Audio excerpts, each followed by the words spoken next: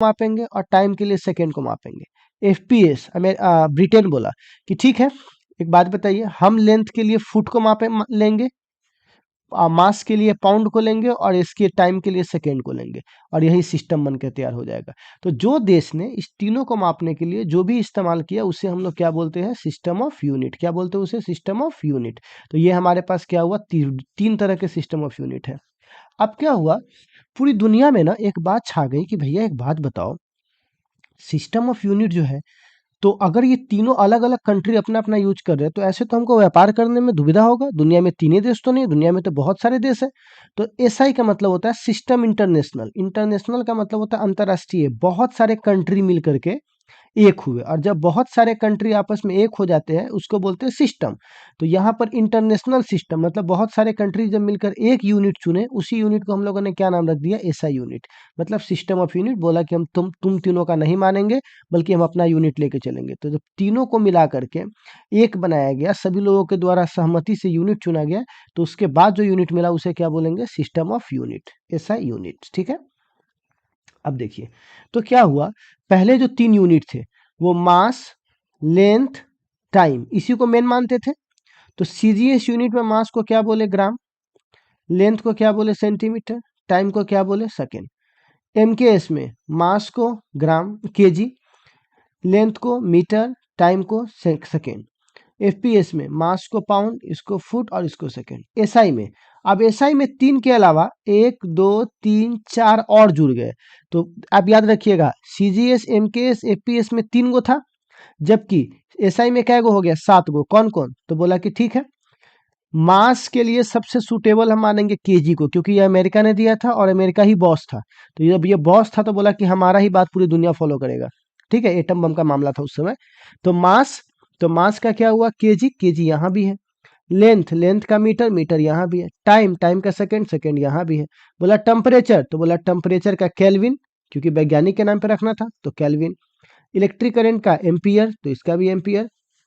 उसके बाद luminous intensity मतलब कि ज्योति तीव्रता, तो उसके लिए कौन रखाया, कैंडेला। और अमाउंट ऑफ सबस्टांस, पदार्थ की मात्रा, उसके लिए कौन रखाया, मोल। इस तरह से इन्होंने क्या किया, दुनिया को 7 फंडामेंटल क्वांटिटी लाके दे दिए कि भैया ये 7 है, और जो इसी से तुमको जो बनाना होगा तुम बना लेना, कहीं कोई दिक्कत नहीं आएगा।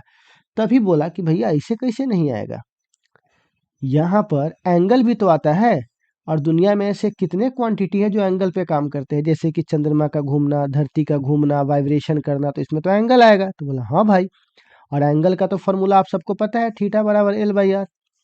एल मतलब मीटर, लंबाई है, और दूरी, रेडियस भी मीटर है, मीटर से मीटर कट जाएगा, कोई यूनिट नहीं आएगा, तब तो हम क्वांटिटी को ड्राइव नहीं कर पाएंगे।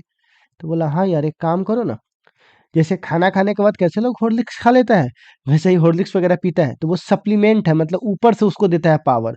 तो 7 के अलावा भी हम दो तुमको और दे रहे हैं। बोले कौन सा, तो बोले अगर 2D पिक्चर होगा, 2D आपको दिखाई दे रहा होगा इस तरह से, तो इसमें क्या करोगे, जो एंगल बनेगा, इस एंगल को हम लोग बोलेंगे रेडियन।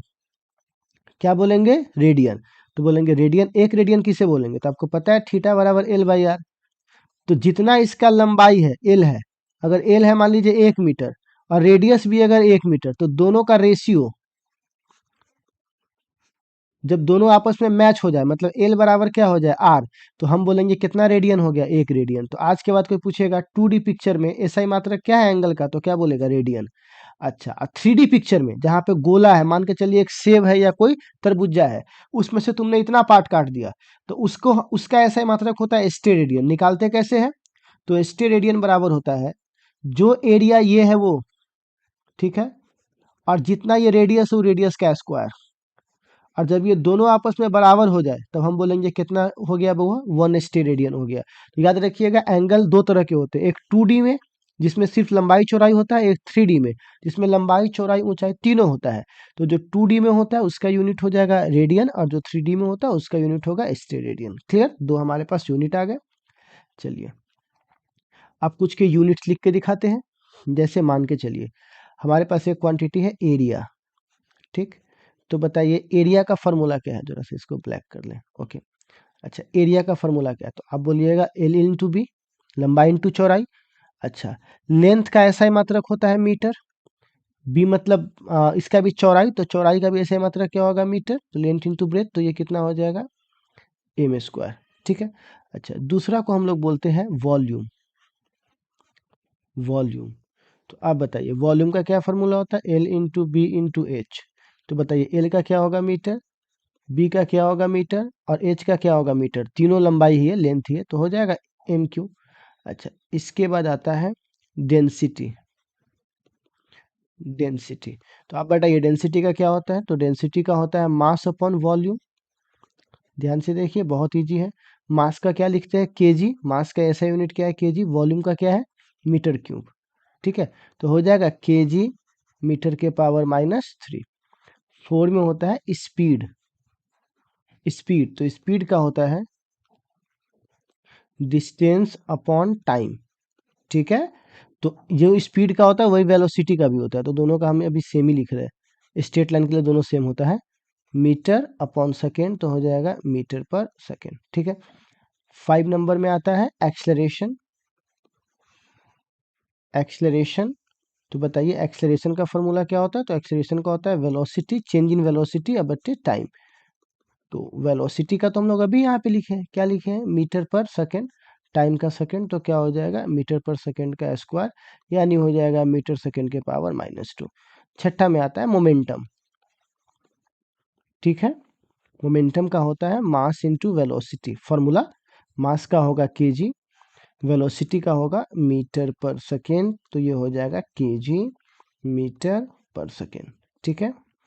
सातवां, मोमेंटम के बाद आएगा वो फोर्स।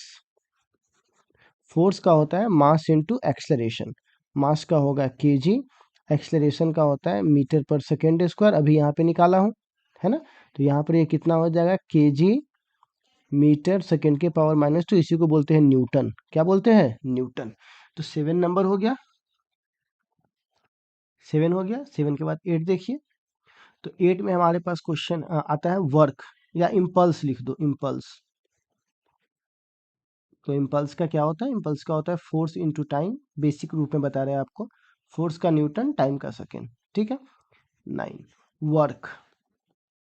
तो वर्क का होता है हमारे पास फोर्स इनटू डिस्प्लेसमेंट, फोर्स का न्यूटन और डिस्प्लेसमेंट का metre, newton newton into metre को हम लोग क्या बोलते हैं, जूल, ठीक है।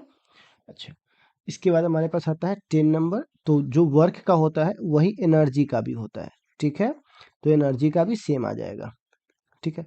अच्छा, एनर्जी 10 नंबर में हमारे पास आता है वो पावर। पावर, कुछ का नाम लिखवाना पड़ेगा, तो पावर का होता है वर्क अपॉन टाइम। वर्क का होता है जूल, टाइम का होता है सेकेंड, इसको हम लोग बोलेंगे पावर को वाट। जूल पर सेकेंड को क्या बोलेंगे, वाट, ठीक है। अच्छा, इसके बाद आएगा प्रेशर, ठीक है। प्रेशर, प्रेशर का होता है force upon area, that means Newton पर मीटर स्क्वायर, जिसको हम लोग बोलते हैं पास्कल, ठीक है। और भी होते हैं बहुत सारे, बट हमको क्या करना है ना, बाकी तो हम लोग फॉर्मूला डेफिनेशंस पढ़ते चले जाएंगे और वो चीज़ों को हम लोग सीखते चले जाएंगे, ठीक है।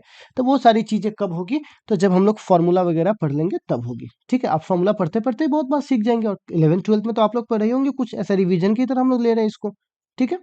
तो बच्चे लोग, तो इतना हम लोगों ने देख लिया, अब इस पे कुछ क्वेश्चंस देखने हैं, ठीक है। अब इस पे हम लोगों को नीट जेईई के क्वेश्चन देखने हैं कि इस पे किस किस तरह के क्वेश्चंस आए हैं। तो चलिए एक बार मैं आपको क्वेश्चन दे रहा हूँ, पहले इसे रोक करके इसको बनाने की कोशिश कीजिए। आप चाहिए तो चार्ट का भी इस्तेमाल अपना कर सकते हैं।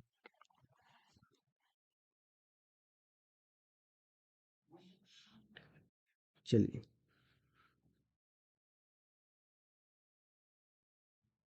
ओके, तो चलिए, सबसे पहला यहाँ पे क्वेश्चन हमारे सामने आता है, देखिएगा। सबसे पहला क्वेश्चन हमारे सामने आता है, इसमें से कौन करेक्ट यूनिट नहीं है। तो स्ट्रेस अपॉन स्ट्रेन, ठीक है। तो स्ट्रेस का फॉर्मूला होता है फोर्स अपॉन एरिया, तो स्ट्रेस का तो होता है न्यूटन पर मीटर स्क्वायर। मैं भी डायरेक्ट लिख रहा हूँ, उम्मीद करता हूँ कि आपको ये आता होगा, और नहीं भी आता तो आप चार्ट देख सकते हैं, क्योंकि यूनिट एंड डायमेंशन में बहुत ऐसे क्वांटिटी का नाम, पूरे फिजिक्स का क्वांटिटी इस्तेमाल होता है। तो या तो आप अभी याद है तो ठीक है, नहीं याद है तो धीरे धीरे फिजिक्स में सब आपको रिकैप हो ही जाएगा एक बार। स्ट्रेन का आपको होता नहीं है कुछ, तो सिर्फ क्या बचेगा, न्यूटन पर मीटर स्क्वायर, तो ये तो सही है, पर हमको गलत वाला ढूंढना है। सरफेस टेंशन का फॉर्मूला होता है फोर्स अपॉन लेंथ, फोर्स का न्यूटन, ये भी सही है। अच्छा, एनर्जी, एनर्जी का, प्रेशर का देखिए, प्रेशर का फॉर्मूला आपको ही बताया है फोर्स अपॉन एरिया, मतलब न्यूटन पर मीटर स्क्वायर, तो ये भी सही है। बट एनर्जी का फॉर्मूला होता है जूल, और जूल बना हुआ है किससे, न्यूटन इंटू मीटर से, और न्यूटन का फॉर्मूला है केजी मीटर पर सेकेंड स्क्वायर, और मीटर का ये होता है। तो यहाँ पर क्या हो जाएगा, केजी मीटर स्क्वायर सेकेंड के पावर 2। तो क्या ये इससे मैच करता है? बिल्कुल नहीं। तो जो गलत है वही हमारा सही है। आजकल का दुनिया है ना, जो गलत है वही सही है, तो वही वाली बात है, ये है। तो हमारा ऑप्शन कौन हो जाएगा? सी नंबर। चलिए, बेसिक से हम लोगों को स्टार्ट करना है, नेक्स्ट क्वेश्चन पे चलते हैं। ठीक है, इस क्वेश्चन के लिए भी आपको टाइम दे रहा हूँ 1 मिनट। अब फटाक से क्वेश्चन को बनाकर आंसर ऑप्शन को मिलाइए, तो जल्दी से ऑप्शन को मिलाइए, कॉपी लेके बैठिए। तो हमारे पास ये है ग्रेविटेशनल कांस्टेंट। तो मैं आपको बता दूं कि एक फॉर्मूला होता है गुरुत्वाकर्षण में, ग्रेविटी में, G into m1 into m2 upon R square. आप लोगों ने जरूर इस फॉर्मूला को देखा होगा। तो यहाँ पे जी की वैल्यू चाहिए, G into R square m1 into m2।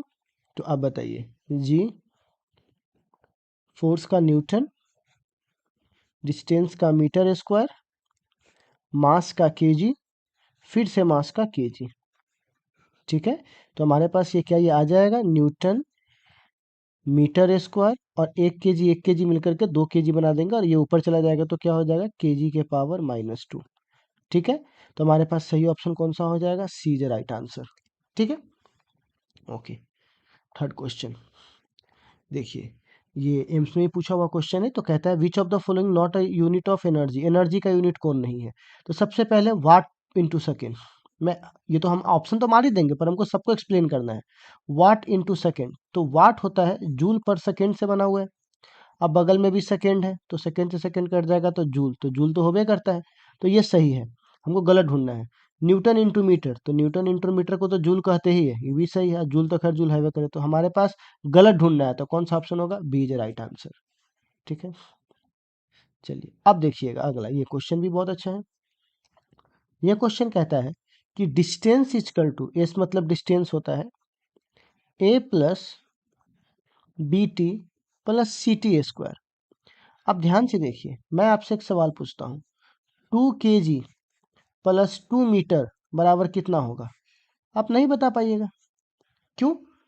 अच्छा, 2 kg प्लस 2 kg, आप आराम से बोल दीजिएगा 4 kg। ठीक, बट 2 kg प्लस 2 मीटर नहीं बता पाए। क्यों नहीं बता पाए? उसके पीछे कारण है, क्योंकि दोनों के यूनिट्स अलग अलग है। तो आप याद रखिएगा, जब भी आप ऐड करते हो तो सेम यूनिट को सेम से ऐड करते हो। तो यहाँ भी बताइए, अगर ये डिस्प्लेसमेंट है यानी डिस्टेंस है, तो ए भी क्या होना चाहिए? डिस्टेंस होना चाहिए, तभी तो डिस्टेंस को डिस्टेंस से जोड़े हो। ये दोनों टर्म क्या होना चाहिए? डिस्टेंस होना चाहिए। फिर ये दोनों टर्म क्या होना चाहिए? डिस्टेंस होना चाहिए। क्योंकि कोई भी आदमी डिस्टेंस को टाइम से कैसे जोड़ सकता है, या किसी और से कैसे जोड़ सकता है? जैसे यहाँ पे आपने फ्लॉप कर गए, क्योंकि दो अलग अलग यूनिट थे। तो याद रखिएगा कि दोनों एक जैसा होना चाहिए।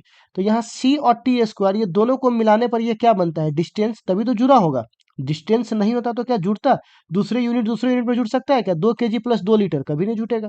तो कहने का मतलब, सी टी स्क्वायर एक तरह का क्या है? डिस्टेंस है। क्या है? डिस्टेंस है। डिस्टेंस को हम लोग यहाँ एस से डिनोट करते हैं। तो आप बताइए, सी की वैल्यू चाहिए तो लिख सकते हैं एस बट्टे टी स्क्वायर। एस डिस्टेंस है, और डिस्टेंस का यूनिट क्या होता है? मीटर। टाइम का क्या होता है? सेकेंड।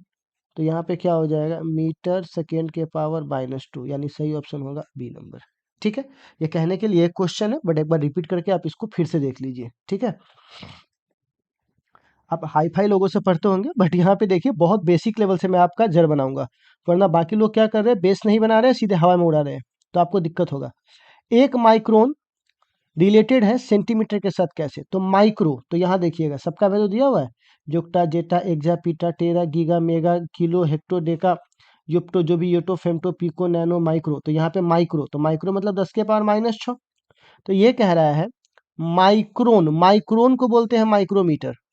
ठीक है, 1 माइक्रोन बराबर माइक्रोमीटर। तो माइक्रो का मतलब होता है 10 के पावर -6 मीटर। तो 1 माइक्रोन किसके बराबर होना चाहिए? 10 के पावर -6 मीटर। लेकिन हमारे ऑप्शन में कहीं मीटर हैवे नहीं करे, तो कई बच्चे इसको टिक मार देते हैं, गलत। 10 के पावर -6 और मीटर को यहाँ सेंटीमीटर में कन्वर्ट कर देगा, तो ऐसे लिख सकता हूँ क्या? 1 मीटर में 100 सेंटीमीटर। तो आप बताइए, बेस सेम है तो पावर जोड़ दूं, तो -6 में 2 जाएगा तो कितना हो जाएगा? -4 सेंटीमीटर बराबर 1 माइक्रोन। तो सही ऑप्शन